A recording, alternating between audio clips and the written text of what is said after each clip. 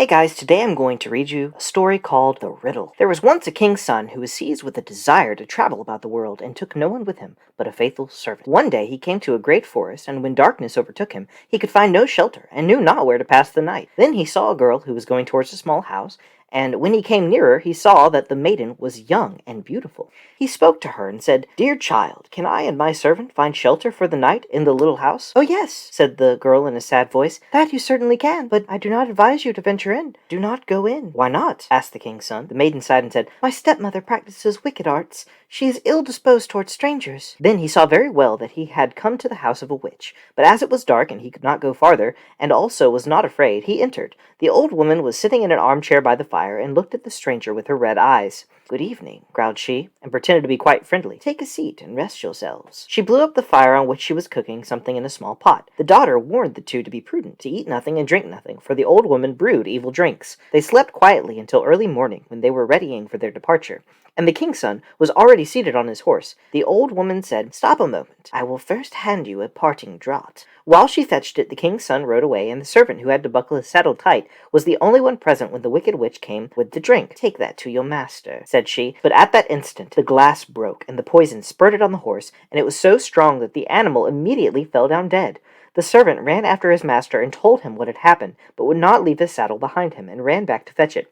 When, however, he came to the dead horse, a raven was already sitting on it, devouring it. "Who knows whether we shall find anything better today?" said the servant. So he killed the raven and took it with him. And now they journeyed onward into the forest the whole day, but could not get out of it. By nightfall they found an inn and entered it. The servant gave the raven to the innkeeper to make ready for supper. They had, however, stumbled on a den of murderers, and during the darkness 12 of these came, intending to kill the strangers and rob them. Before they set about this work, they sat down to supper, and the innkeeper and the witch sat down with them, and together they ate a dish of soup in which was cut up the flesh of the raven. Hardly, however, had they swallowed a couple mouthfuls before they all fell down dead, for the raven had passed on to them the poison from the horse flesh. There was no one else left in the house but the innkeeper's daughter, who was honest and had taken no part in the godless deeds. She opened all doors to the stranger and showed him the heaped-up treasures, but the king's son said she might keep everything, he would have none of it, and rode onwards with his servant. After they had travelled about for a long time, they came to a town, in which was a beautiful but proud princess, who had caused it to be proclaimed that whoever should set her a riddle which she could not guess, that man should be her husband, but if she guessed it, his head must be cut off. She had 3 days to guess it in, but was so clever that she always found the answer to the riddle given her before the appointed time. 9 suitors had already perished in this manner. When the king's son arrived, blinded by her great beauty, was willing to stake his life for it. Then he went to her and laid his riddle before her. "What is this?" said he. "One slew none, and yet slew 12. She did not know what that was. She thought and thought, but she could not find out. She opened her riddle books, but it was not in them. In short, her wisdom was at an end.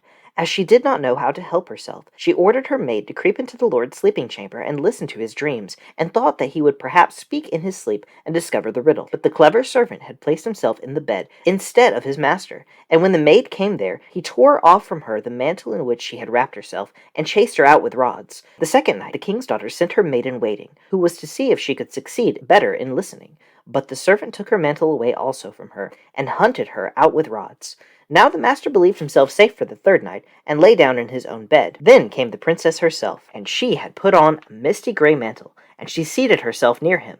And when she thought that he was asleep and dreaming, she spoke to him, and hoped that he would answer in his sleep, as many do. But he was awake, and understood and heard everything quite well. Then she asked, "One slew none. What is that?" He replied, "A raven, which ate of a dead and poisoned horse, and died of it." She inquired further, "And yet slew 12. What is that?" He answered, "That means 12 murderers, who ate the raven and died of it." When she knew the answer to the riddle, she wanted to steal away, but he held her mantle so fast that she was forced to leave it behind. Next morning, the king's daughter announced that she had guessed the riddle, and sent for 12 judges and expounded it before them. But the youth begged for a hearing, and said, "She stole into my room in the night and questioned me. Otherwise she could not have discovered it." The judges said, "Bring us proof of this." Then the 3 mantles were brought by the servant, and when the judges saw the misty grey one, which the king's daughter usually wore, they said, "Let the mantle be embroidered with gold and silver, and then it will be your wedding mantle." The end.